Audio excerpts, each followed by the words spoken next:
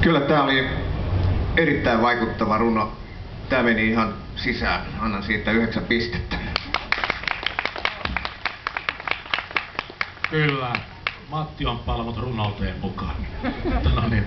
Tämä oli Katja esitti, tämä oli hieno tää valo, ja mä laitoin, että Katja toi meille korallit. Hän näytti enemmän tällä runollaan kuin Matti ja minä ja JP, kun katsottiin Pikkupoikina kapteeni Cousteau'n merilaisia seikkailuita, niin tässä tuli kaikki nääkin värit, elämän syntyä.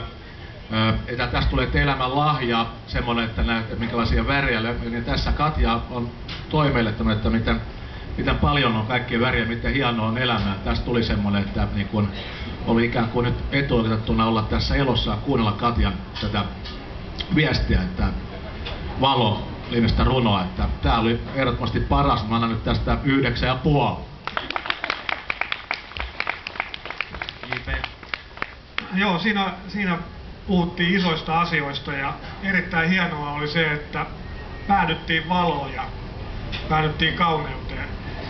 Mä sen sanon Katja sulle, että älä pyydä armoa silloin kun sä et tarvis sitä. Sulla ei ollut mitään hätää tossa ja nyt kun sä pyysit vähän anteeksi itseäsi jo ennen kuin sä aloitit, niin sä ehkä veit vähän niin kuin huomiota vääriin asioihin. Sulla on hieno runo tulossa ja ihmiset aloitti ensin kuuntelemaan, että mitenköhän se Katja pärjää siellä. Kyllä sä pärjäät oikein hyvin, ei sun tarvitse pyytää armoa keltään. Hieno runo. Rohkeutta ja arkuudet pois, ja jos pelottaa, niin ei se tarvitse aina kaikille kertoa. 8. Hei, mitäs jätkät?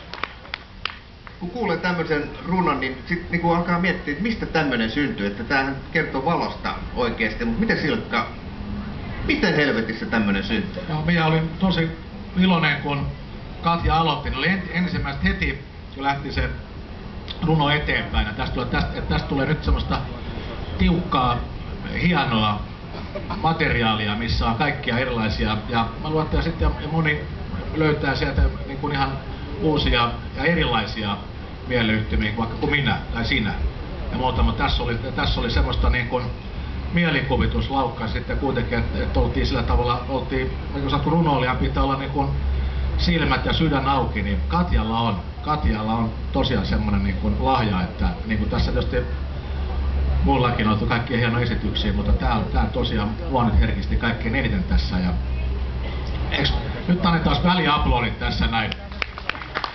Tässä herkistyttiin kaikki. Tuomarit on herkistetty, niin seuraavalla on kenties vähän helpompi tänne tulla. Nyt tulee